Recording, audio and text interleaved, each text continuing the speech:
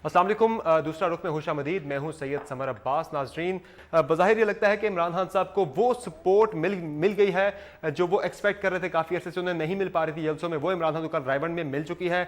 देखना यह है कि क्या अब इस्लामाबाद में हालात एक मरतबा फिर एक और धरने की जानिब जा रहे हैं या हुकूमत इससे पहले ही इस मसले को सियासी तदब्बर के जरिए हल कर लेगी। इसी पर बात करने के लिए हमारे साथ पहले सेगमेंट में मौजूद हैं मुशाहिदुल्लाह खान साहब, सीनियर रहनुमा मुस्लिम लीग नून के। सर बहुत शुक्रिया शो में ज्वाइन करने के लिए। सर जलसा तो काफ़ी बड़ा था इमरान खान साहब का, वैसे अब हुकूमती हलकों में कुछ परेशानी देखने को मिल रही है, ऐसे कोई हैं हालात? जी बिस्मिल्लाह, क्योंकि इस्लामाबाद बंद करने की उन्होंने धमकी दे दी है। जी बिस्मिल्लाह रहमान रहीम। देखो, उन्होंने शुरू से धमकियों ही की ज़बान में बात करते हैं और हम चूँकि सियासी लोग हैं इसलिए उनकी ज़बान हम इस्तेमाल नहीं करते। कल जो कुछ उन्होंने वहाँ पे गुफ्तगू की है, परवेज़ खटक ने, शेख रशीद ने, ख़ुद इमरान खान ने, इतनी बिलो द बेल्ट है कि उसका जवाब भी नहीं दिया जा सकता।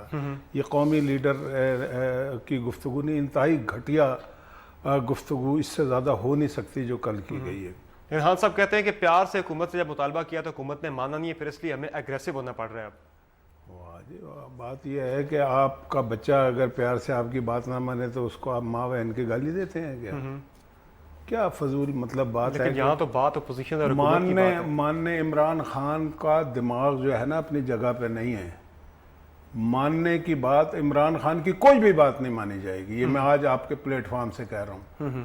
मानी जाएगी फोरम की बात, जुडिशल फोरम की। इमरान कौन होता है कि उसको हम जवाब दें? उसने एक बात की है, पार्लियामेंट में आए, TOR बनवाए जाके, या वरना सुप्रीम कोर्ट में खड़े हो जाए। सुप्रीम कोर्ट में पिटीशन वो हो भी गई है। ये एक नया काम शुरू हो गया जी, हमारी बात मानो वरना हम बंद करेंगे। ये दहशतगर्दों की गुफ्तगू है।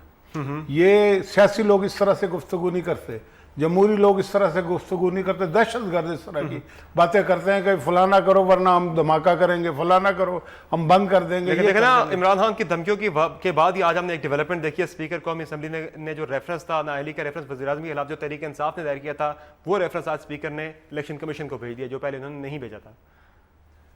भाई यार, ये इससे ये आप इसके जलसे की वजह से हुआ है, आप ये समझ, जाहिर तो यही लग रहा है। देखें, जलसा उनका आपको बड़ा लग रहा होगा।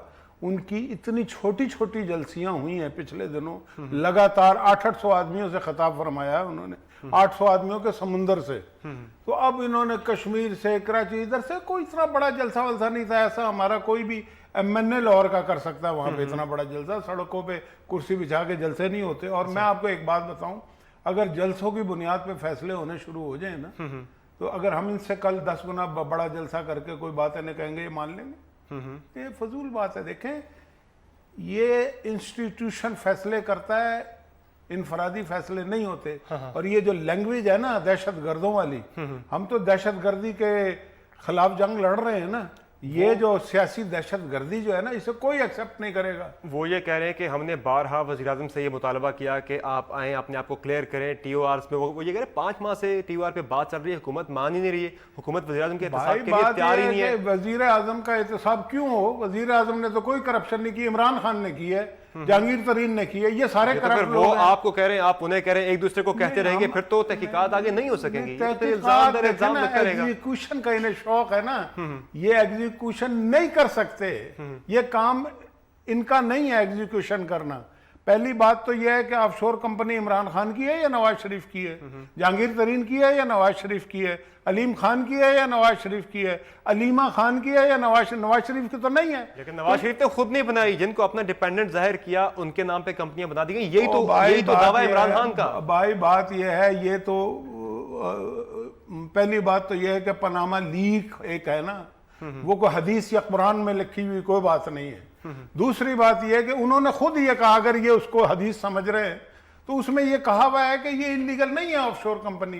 इमरान खान खुद ये कहा करता था कि ऑफशोर कंपनियां लोग इसलिए बनाते हैं ताकि वो अपनी चोरी शुदा रकम उसमें डालें। यही बात थी ना। तो इमरान खान की तो अपनी आ गई, इसका मतलब सबसे बड़ा चोर तो वो खुद हुआ ना। तो ये कल का जलसा जो है, वो तो कह रहे हैं मेरा एहतसाब करें, पहले वो कह रहे हैं वज़ीर-ए-आज़म और मेरा साथ एक साथ शुरू किया जाए। भाई वज़ीर-ए-आज़म को क्यों कह रहे हैं?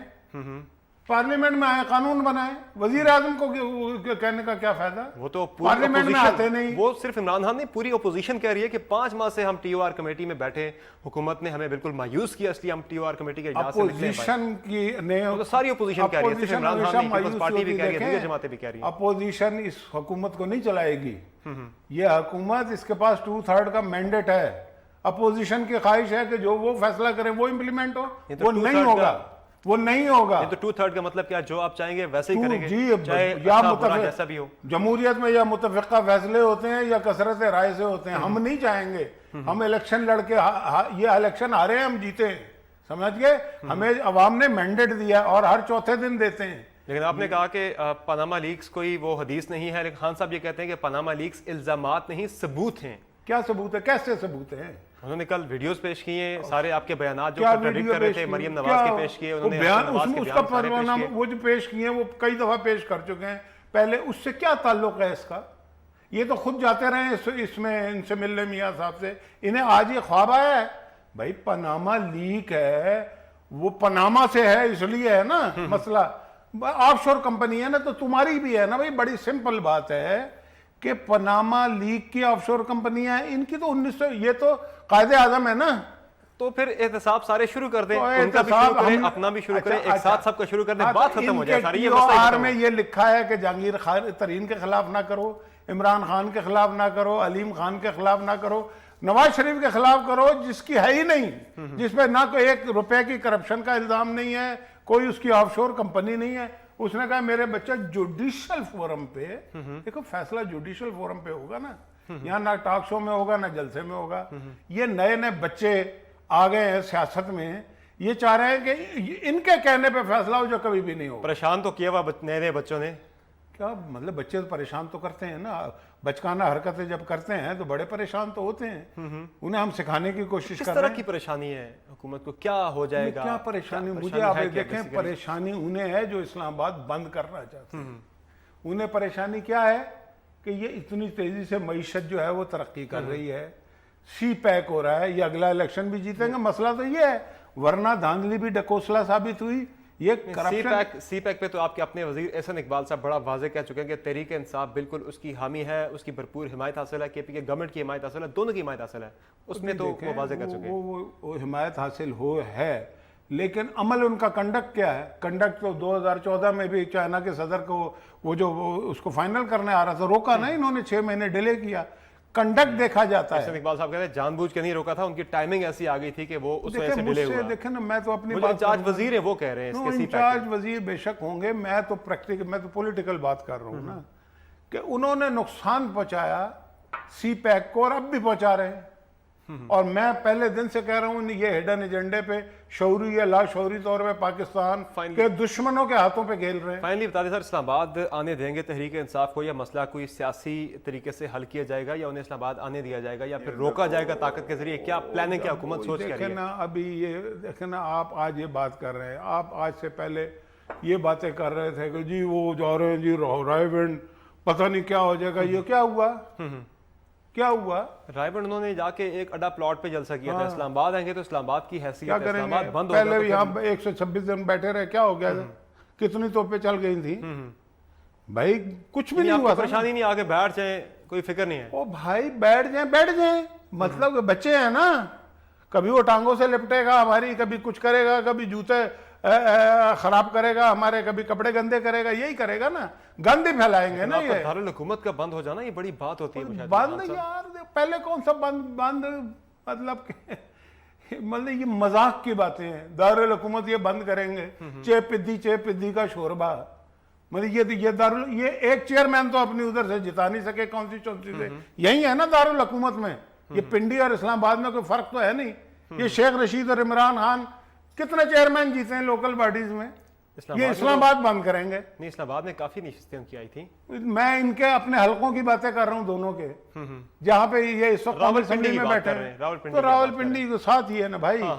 तो वो एक कितना चेयरमैन जीता है? वहाँ उनका ये है, वहाँ पंजाब गवर्नमेंट का अमल दखल आ जाता है। इस्लामाबाद में पंजाब गवर्नमेंट का अमल दखल नहीं है, तो इसलिए इस्लामाबाद में किसका अमल दखल है? यहाँ पे इस्लामाबाद में किसका अमल दखल है? इस्लामाबाद तो देखे ना, सीडीए के अंडर है। और सीडीए को छोड़ें, सीडीए वहाँ पे भी आरडीए है, लेकिन उसमें ज्यादा सीटें इस्लामाबाद से तहरीक इंसाफ ने जीती। भाई वहाँ पे आरडीए है ना, सीडीए अगर कुछ कर रहा है तो आरडीए ने की क्या बात है?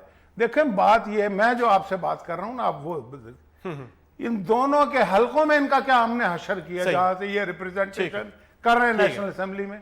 बात ये है कि ठीक है, पल्ले नहीं तेला ते कर दी मेला मेला, वही बात जो एक दफा मियां साहब ने कही थी। बहुत शुक्रिया मुशाहिदुल्लाह खान साहब हमें शो में ज्वाइन करके। नाज़रीन, मुशाहिदुल्लाह खान साहब का ये कहना है कि तहरीक इंसाफ अगर इस्लामाबाद में भी आती है तो उन्हें कोई बहुत ज्यादा उसकी फिक्र नहीं है। यहाँ लेंगे एक ब्रेक से वापस आकर मौक़िफ़ जानेंगे पाकिस्तान तहरीक इंसाफ का।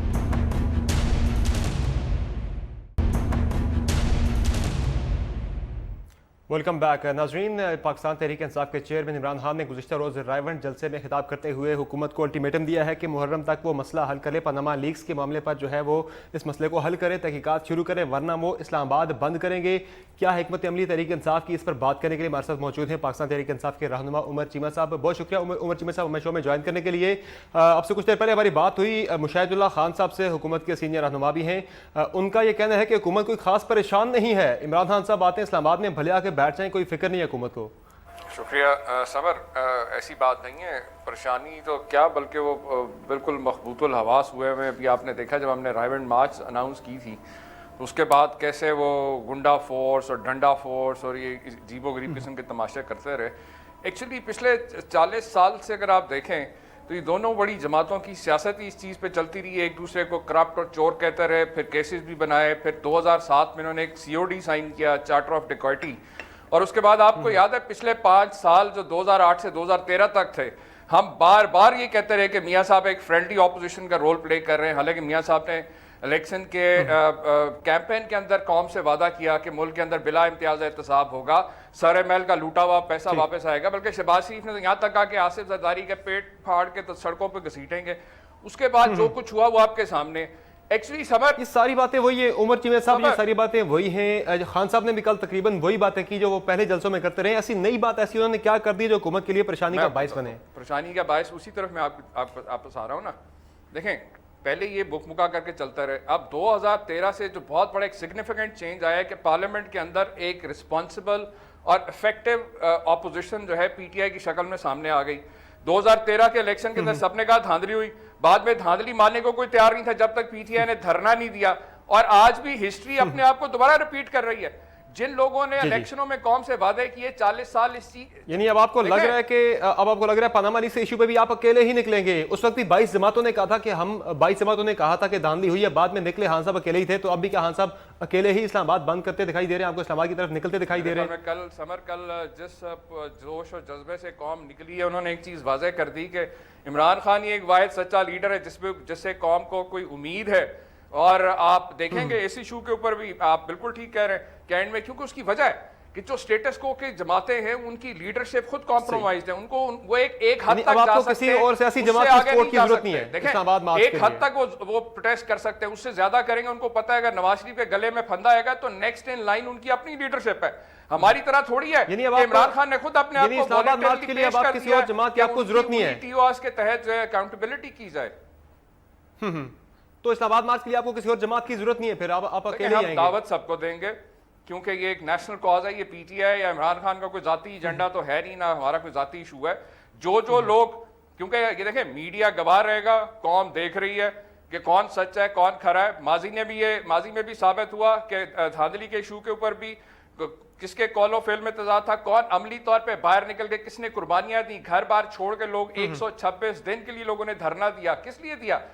तो अब इस्लामाबाद में धरना देने का इरादा है या वन डे शो होगा? क्या प्लान, क्या तहरीक इंसाफ प्लान क्या कर रही है? लीडरशिप बिल्कुल मुशावरत कर रही है और जो भी है एक इफेक्टिव स्ट्रेटेजी जो है वो अडॉप्ट की जाएगी। और माजी की जो अभी तजवीज क्या है, अभी तजवीज क्या ज़ेर गौर है? धरने की तजवीज ज़ेर गौर है या वन डे एहतजाज की? वो फैसला तो चले मुशावरत से किया एहतजाज के हवाले से तो समर कल खान साहब ने बड़ा कैटेगोरिकली चीज क्लियर कर दी थी कि अब नवाज शरीफ के खिलाफ करप्शन के ऊपर एहतजाज नहीं होगा, कुछ और होगा। और वो आपके सामने देखें, मूवमेंट के अंदर क्या होता है, स्टेप बाय स्टेप हर मरहले पे जो है इंटेंसिटी बढ़ती है। और यही हुआ कि अब हमने अब जलसे करने का हमने इरादा तर्क कर दिया और अब हम इस्लामाबाद का लॉकडाउन करेंगे। नवाज शरीफ को हमने टाइम दिया है कि उन्होंने जो कौम से वादा किया था वो पूरा करें और बिला इम्तियाज एहतसाब के लिए तैयारी करें। अगर नहीं करेंगे तो फिर मजबूरन, क्योंकि हमने तो देखें पार्लियामेंट के अंदर भी पार्लियामेंट के बाहर क्या यही लॉजिकल कंक्लूजन होगा पीटीआई की तहरीक का, जिसका खान साहब जिक्र भी करते रहे, Islamabad lockdown? Sorry I couldn't hear you, क्या बोला आपने? मैं कह रहा हूँ आपकी तहरीक का लॉजिकल कंक्लूजन क्या इस्लामाबाद का लॉकडाउन ही है या इससे आगे कुछ और भी प्लान कर रहे हैं? डेफिनेटली देखें, मैंने आपसे जैसे कहा ना कि हमारी अब ये जो मूवमेंट है ये अब अपने फाइनल राउंड में दाखिल हो गई है, तो यकीनन हमारा टारगेट यही है कि हम अपने गोल्स अचीव होने तक जो है डेफिनेटली जो स्ट्रेटेजी होगी हमारी वो अब आने वाले दिनों के अंदर आपके सामने आ जाएगी। सही, यानी कि बज़ाहिर आप इस्लामाबाद में धरना देने के बारे में तहरीक इंसाफ सोच रही है, मुशावरत की जा रही है। नाजरीन, यहाँ लेंगे एक ब्रेक।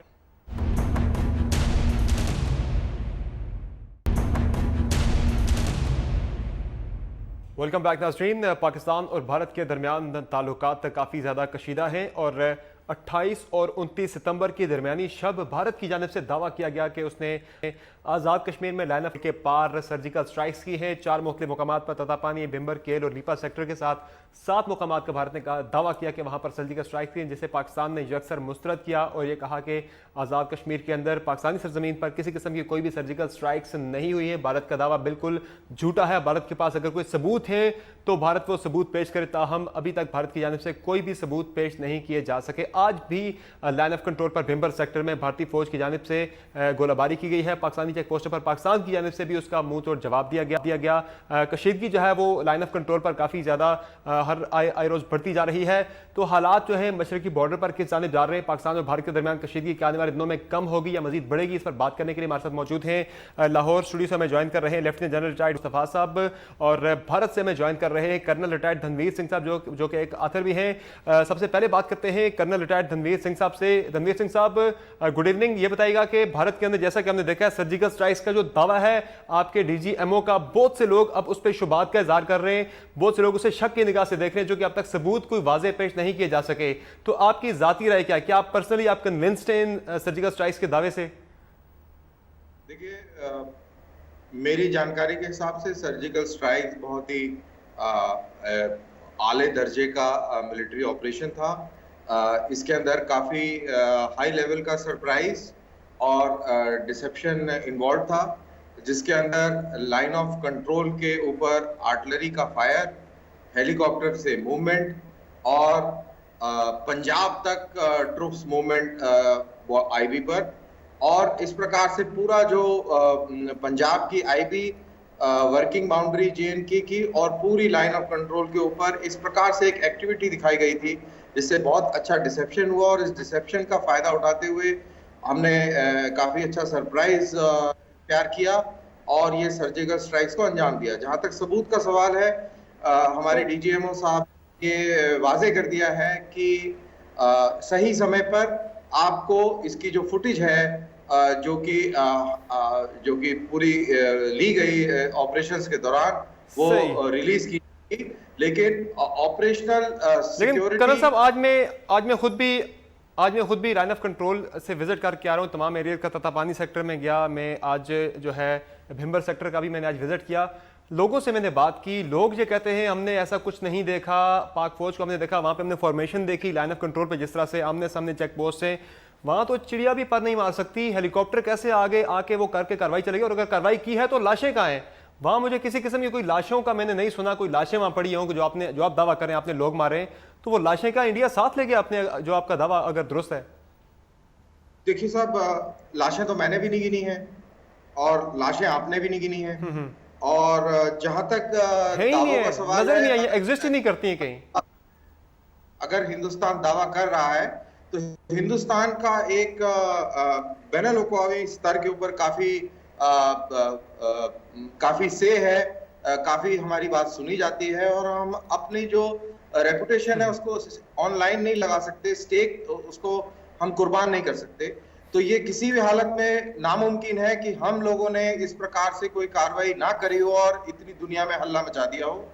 इसके पुख्ता हैं, लेकिन अब मेरे ख्याल से अब दुनिया भी आपसे सबूत मांग रही है। कर्नल साहब, चले जरा रिस्पॉन्ड का इस पे ले लेते हैं, रिएक्शन ले लेते हैं जनरल रिटायर्ड गुलाम मुस्तफ़ा साहब का। जी गुलाम मुस्तफ़ा साहब कैसे रिस्पॉन्ड करेंगे? कर्नल साहब तो कह रहे हैं कि बिल्कुल जी सर्जिकल स्ट्राइक्स हुई हैं। देखिए, मैंने भी ऐसी बहुत सारी फिल्में देखी हैं जिसका कर्नल साहब जिक्र कर रहे हैं। खुशकिस्मती से मैंने इस इलाके में ख़ुद नौकरी की हुई है और मैं इसको अच्छी तरह से जानता हूँ।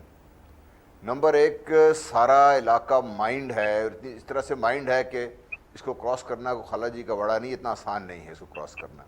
क्रॉस हो सकता है लेकिन जब क्रॉस करेंगे तो बहुत सारी कैजुअल्टीज़ होती हैं। नंबर टू, जब से उड़ी का वाक़या हुआ था और भारत में एक अजीब किस्म का हंगामा बर्पा किया हुआ था, पाकिस्तानी ट्रुप्स हाई अलर्ट पे थे और ये सेक्टर आप ख़ुद भी देख के आए हैं और आपको ख़ुद भी अंदाज़ा हो कितना थिकली नंबर एक पॉपुलेटेड भी है और नंबर टू ये कि हमारे लोग तो भारत की तरह बुज़दिल नहीं है, वो तो बॉर्डर के लाइन ऑफ कंट्रोल तक ऊपर रहते हैं वहाँ पे जाके। फिर हमारे ट्रुप्स का आपने देख लिया कितनी प्रेजेंस है वहाँ पर। बिल्कुल ऊपर भारत की चेक पोस्टें हैं, नीचे बिल्कुल आबादी है। समानी का जो एरिया है बिम्बर सेक्टर के साथ तकरीबन 1,20,000 की आबादी है, वो लोग वहाँ पे रह रहे हैं, बिल्कुल मामूल के मुताबिक ज़िंदगी बसर कर रहे हैं। अगर ऐसा कुछ हुआ होता तो वहाँ पे खौफ और हरास मैं ये होता। बता रहा हूँ कि भाई ये ऐसी फिल्में मैंने देखी हैं, बहुत ख्वाबी में देख सकता हूँ, लेकिन इशू जो है ना ऑन ग्राउंड बड़ा डिफरेंट है। ये पहले इन्होंने कहा ये सर्जिकल स्ट्राइक्स की हैं और हमने पाकिस्तान में 8 कैंप तबाह कर दिए, फिर कहा नहीं 4 जगह पे किया है। हुआ ये है कि रात को इन्होंने कोशिश की थी अर्टिलरी और स्मॉल आर्म्स फायर के नीचे अपने ट्रुप्स को, अपने जो हमारे इलाके कश्मीर पे कब्ज़ा किया हुआ इन्होंने, वहीं से इन्होंने क्रॉस करके अपने जो फेंस लगाई हुई है तो क्रॉस करके पाकिस्तान के अंदर हमारे आज़ाद कश्मीर के अंदर आने की कोशिश की और वो चूँकि लोग अलर्ट थे, पकड़े गए ये लोग और काफ़ी इनकी कैजुअल्टीज़ भी हुई हैं। ये कैजुअल्टीज़ भी छुपा रहे हैं, ये उड़ी की कैजुअल्टीज़ भी छुपा रहे हैं और यहाँ की कैजुअल्टीज़ भी छुपा रहे हैं। और 4 जगह से कोशिश की थी, 4 जगह ये पकड़े गए हैं और एक जगह तो अपनी लाशें छोड़कर भाग गए। 8 दिन तक उनकी लाशें पड़ी हुई हैं अभी तक, 8 जो है वहाँ पे, वो भी मेरा ख्याल है कल पाकिस्तान ने शायद अलाउ किया इनको उठाने के लिए। और एक जो इनका सिपाही पकड़ा गया उसने बताया जी कि मुझे इन्होंने पुश किया था यहाँ पर।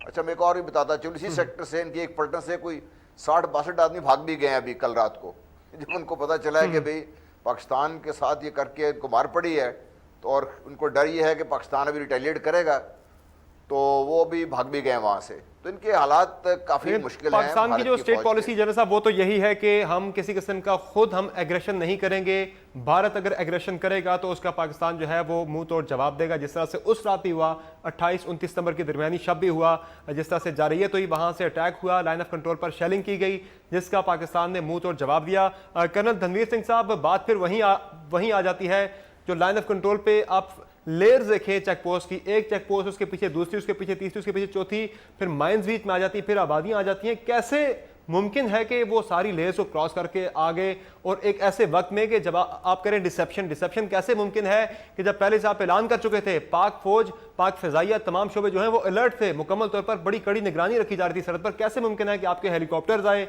बंदे उतारे, अनस्क्रैच वो वापस चले गए? कैसे मुमकिन है ये?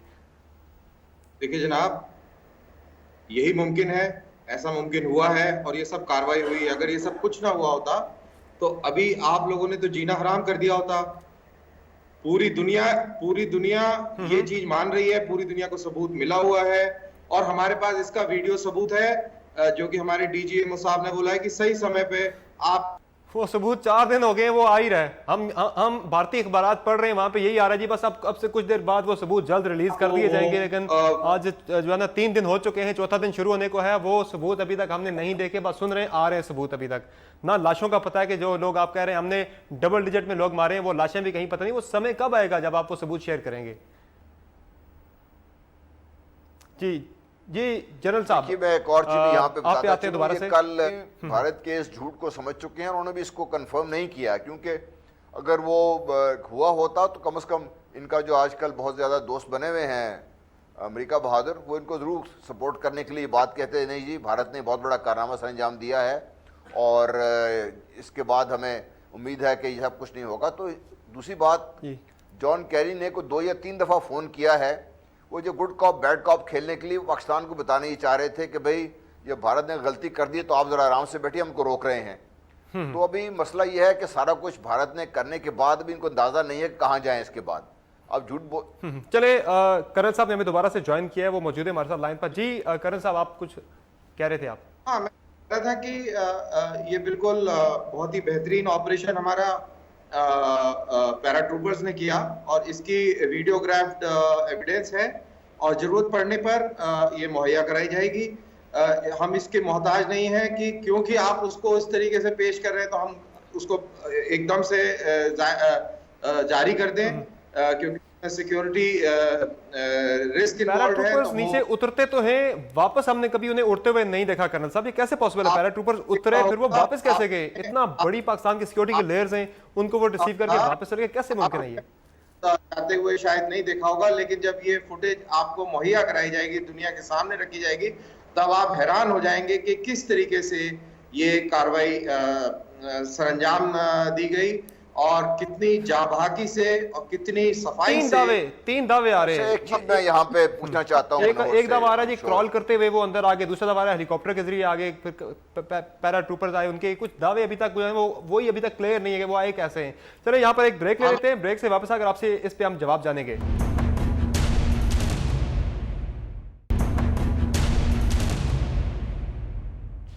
वेलकम बैक जी। धनवीर सिंह साहब, आप कुछ कह रहे थे ब्रेक से पहले, आप कुछ कहना चाह रहे थे, बात मुकम्मल कर लीजिए अपनी। मैं ये आपको बताना चाह रहा था कि ये एक समस्या पाकिस्तान के लिए भी है। अगर पाकिस्तान कबूल करता है कि इस प्रकार की कार्रवाई भारत ने करी है, तो भारत जो पाकिस्तान की जो आवाज है, जो पाकिस्तान की जो फौज है, उसके ऊपर एक बहुत प्रेशर पड़ेगा रिटेलिएट करने का। और मेरे ख्याल से कहीं ना कहीं एक प्रकार से ये बात अच्छी है इस पूरे खित्ते के अमन के लिए कि पाकिस्तान इसकी तस्दीक नहीं कर रहा है, पाकिस्तान इसको मान नहीं रहा है। इसी बहाने से ही इस इलाके में थोड़ा अमन रहेगा, ये मेरा कहने का मतलब है। लेकिन कर्नल साहब, आज पाकिस्तान जो है वो ओपन है हर तरह से। पाकिस्तान फौज आज जो है ना उसने दिखाया है, ओपन कर दिया है तमाम line of control, international media के लिए, लोकल मीडिया के लिए, सब ने जाके देखा है। वहाँ पे सारी LOC को देखा है, सारी सिचुएशन को देखा है, BBC समेत तमाम जो इंटरनेशनल इदारे हैं सब ने जाके इंडिपेंडेंटली देखा है। उस तरफ हम देख रहे हैं, वहाँ पे वो आज़ादी हम नहीं देख रहे। अक़वाम मुत्तहिदा फौजी मुबस्सर मिशन के 3 वहाँ पे दफातर हैं, उनको नहीं, 4 दफातर हैं, उनको नहीं जाने दिया जा रहा कश्मीर के अंदर, उनको आज़ादी नहीं है। जरा रिस्पॉन्स ले लेते हैं इस पर जनरल डायर गुलाम मुस्तफ़ा साहब का। जी जनरल डायर गुलाम मुस्तफ़ा साहब, आप कैसे रिस्पॉन्ड करेंगे जो कर्नल धनवीर सिंह साहब का जो पॉइंट ऑफ व्यू है? मैं समझता हूँ कि ये भारत की बड़ी खुशकिस्मती है कि पाकिस्तान ने इसको उस लेवल पर एक्सेप्ट अगर कर लेते तो फिर जो होनी थी इंडिया के साथ और पूरी दुनिया में, वो फिर इनको एक सबक मिल जाना था। वो ये कि चूंकि ये था नहीं, इसलिए पाकिस्तान ने झूठ बोला नहीं। हमारे लिए बड़ा मुश्किल है सीनियर लेवल पे आके ऐसी बात करना और इंटरनेशनल मीडिया को ऐसी बात करना और करने के लिए, क्योंकि वहाँ पे तो जो पाकिस्तान की खूबी देखिए कि 2 हमारे शहीद हुए हैं जवान, उनका फ़ौरन हमने अनाउंस किया। 9 हमारे जवान ज़ख्मी हुए हैं, इनको फायर से एक्सेप्ट किया उन्होंने। तो अगर बाकी भी होता तो हम क्यों इनकार करते? दूसरे एक और मैं बताना ही चाहता हूँ कि जब भी कह रहे हैं कि हमने इनके मुताबिक जो आतंकवादी हैं उनके कैंपों को उड़ा दिया है, ये वही आतंकवादी हैं जिस पर इल्ज़ाम लगा रहे हैं कि उन्होंने ये सारे इनकी जो डिफेंसेस थे क्रॉस करके ब्रिगेड हेडक्वार्टर में उड़ी में अंदर घुस के 6 घंटे तक पूरे ट्रुप्स को नचाए रखा, 16-17 बंदे इनके मार दिए। ये वही लोग हैं जो इतने बेवकूफ़ होंगे कि सामने आके बैठ जाएंगे। आई थिंक वो मैं काफ़ी सारा है ये जो इनको अपने भी चाहिए कि they should ask the DMO to come out with whatever is the truth. Hopefully वो मेरा ख्याल बेहतर हो जाएगा इनके लिए भी और सारी दुनिया के लिए भी। हाँ, और अब सबूत पेश कर, उन्हें सबूत पेश कर देने चाहिए, मीडिया को ओपन कर दें। वहाँ मीडिया जाके देखें इंडिपेंडेंटली, जिस तरह पाकिस्तान ने किया है। भारत अगर सच्चा है तो वो मीडिया के लिए ओपन कर दे, इंटरनेशनल मीडिया को वहाँ जाने दे, जाके सिचुएशन को खुद देखने दे। जिस तरह से पाकिस्तानी आर्मी ने आज ओपन की है, LOC जाए देखे, इंटरनेशनल मीडिया गया, फ्रीली जाके रिपोर्ट किया है। UN जो फौजी मुबस्सर मिशन है वो जाके देख रहा है सारी सिचुएशन को। भारत में ना तो UN फौजी मुबस्सर मिशन को आज़ादी है, ना वहाँ पर मीडिया को आज़ादी है कि वो जाके इंडिपेंडेंटली देखे कि एग्जैक्ट सिचुएशन है क्या। जी कर्नल धनवीर सिंह साहब। मैं ये कह रहा हूँ कि जैसा कि आप बोल रहे हैं कि अंतर्राष्ट्रीय जो इंटरनेशनल मीडिया है उसको एक्सेस दिया गया है, तो मेरे ख्याल से 1 या 2 दिन के बाद ये एक्सेस मिली है। और इस दौरान क्या हुआ ये हमें मालूम नहीं। जहां तक जनरल साहब ने बोला कि आतंकवादियों के हमने कैंप उड़ा दिए हैं, तो हमने कैंप नहीं उड़ाए हैं, हमने आतंकवादियों के लॉन्च पैड उड़ाए हैं। Launch pad line of control के नजदीक है। जनरली पाकिस्तानी जो पोस्ट हैं, जो हेडक्वार्टर्स हैं, उनके साथ को-लोकेटेड होते हैं, जहां पे ISI द्वारा जो मिलिटेंट्स हैं ट्रेंड और वो वहाँ लोकेटेड रहते हैं। गाइड्स होते हैं, 10 आतंकवादी हैं तो तकरीबन 15-20 गाइड्स होते हैं और मौका मिलने पर इनको इन्फिल्ट्रेट किया जाता है। तो ये मैं आपको बिल्कुल क्लियर कर देता हूं कि हमने आतंकवादी कैंपों को नहीं नुकसान पहुंचाया, हमने उनके लॉन्च पैड्स को नुकसान पहुंचाया है, जो कि 500 मीटर से 3 किलोमीटर तक के दायरे के अंदर थे। अच्छा अच्छा, आप ये कह रहे हैं कि आपके हेलीकॉप्टर्स ने लाइन ऑफ कंट्रोल क्रॉस किया है, आप ये दावा कर रहे हैं? मैं दावा नहीं कुछ कर रहा, जो हमारे डीजीएमओ साहब ने बोला है मैं उसी चीज को दोबारा दोहरा रहा हूं कि इस ऑपरेशन में हेलीकॉप्टर्स का यही तो सवाल उठ रहा है पूरे भारत में। आपका मीडिया भी आजाद नहीं है, मीडिया भी सवाल नहीं उठाता। हमारे यहाँ तो कोई ऐसा दावा करे, हम उससे 100 मरतबा सवाल पूछते हैं, सबूत मांगते हैं, उससे पूछते हैं भाई हमें सबूत दो। हमारी फौज ने कहा जी कि सर्जिकल स्ट्राइक्स नहीं हुई, हमने कहा हमें दिखाया जाए, उन्होंने एलओसी ओपन कर दी, उन्होंने कहा जाएं आप देखें जाके इंडिपेंडेंटली। भारत में सबूत नहीं पेश किए जा रहे। डीजीएमओ ने जो कह दिया वो हरफे आखिर है, उस पर कोई दलील नहीं, उनके पास कोई सबूत नहीं है। दो से 3 दिन गुजर गए, वो पेश ही नहीं कर रहे। हमारे जो सैनिक हैं, स्पेशल फोर्सेस के जो ट्रूप्स हैं, हेलमेट माउंटेड कैमरास के साथ जाते हैं और पूरी फुटेज रिकॉर्डेड है, यूएवी से मॉनिटर्ड फुटेज है, जिस प्रकार से helicopter line of control cross कर रहे हैं, और ये सारी चीजें एविडेंस में है। मौका मिलने पर उसके सिक्योरिटी इम्प्लीकेशंस को बात ये वाजे कर दिया जाएगा। क्या वजह है, पता नहीं क्या वजह है, फिर उसे मंजर-ए-आम पे क्यों नहीं लेके आ रहे? जनरल साहब इस पे रिस्पॉन्ड कीजिएगा finally. Ranveer is a very professional shortly respond soldier. कीजिएगा। इनको जो कहा गया है वो बिल्कुल सही बता रहे हैं, इनके मुताबिक जो बात है वो सही है। इशू ये है अगर इनके डीजीएमओ सही बात नहीं करे तो रणवीर बेचारे क्या करेंगे। I respect him for whatever he is saying, but unfortunately जो हालात हैं बड़े मुख्तलिफ हैं। देखिए हेलीकॉप्टर पहले बात की, फिर उन्होंने पैराट्रूपर्स की बात की। ये यहाँ पे ना पैराट्रूपर्स जब लैंड करें तब भी निकलना, तब भी हेलीकॉप्टर्स का गुजरना। यार वहाँ पे इस कदर आबादी है हमारे इलाके में, हमारा तो मसला ये होता है वहाँ पे, आपने खुद देखा होगा जाके, हमें तो ये मसला बना होता है कि ज़रा सा मसला बने, हमारे जो शहरी जो हैं हमारे वो शहीद होते हैं, ज़ख्मी होते हैं इनकी फायरिंग से, तो हमारे वहाँ पे तो पक्षी नहीं उड़ सकती बगैर लोगों को पता किए हुए। और लोग इस कदर हमारे ये वो क्या कहते हैं, को अपने को बहादुर कहते हैं। मुझे गुस्सा चढ़ता है जब मैं था वहाँ पे कि यार खुदा के लिए फायरिंग हो रही है, अब घर से बाहर मत निकला करें आप लोग। ये घर से बाहर निकल के देखते, तमाशा देखने हमारे लोग खड़े होते हैं। ये ठीक है ठीक है ठीक है, बहुत शुक्रिया जनरल साहब, जनरल गुलाम मुस्तफा साहब में शो में ज्वाइन करने के लिए, और भारत से कर्नल रिटायर्ड तनवीर सिंह साहब आपका बहुत शुक्रिया हमें शो में ज्वाइन करने के लिए। नाजरीन, भारत की जानिब से डीजीएमओ ने जो दावा किया है, तीसरा दिन गुजर गया है, भारत की जानिब से किसी किस्म के कोई भी सबूत पेश नहीं किए गए अपने दावे की सपोर्ट में, जबकि पाकिस्तान ने इंटरनेशनल मीडिया के लिए, नेशनल मीडिया के लिए लाइन ऑफ कंट्रोल ओपन कर दिया। हर कोई जाके उसे देख सकता है, ऑब्जर्व कर सकता है। जो पाकिस्तान ने दावा किया है कि सर्जिकल स्ट्राइक्स नहीं हुई, भारत की सर्जिकल स्ट्राइक के दावे की नफी की है, आज वो इंटरनेशनल मीडिया के लिए ओपन भी कर दिया कि जाएं आप इंटरनेशनली फ्रीली जाके रिपोर्ट करें। अब देखना चाहिए कि भारतीय डीजीएमओ कब अपने सबूत पेश करते हैं। इसी के साथ इजाजत दीजिए, अल्लाह हाफिज।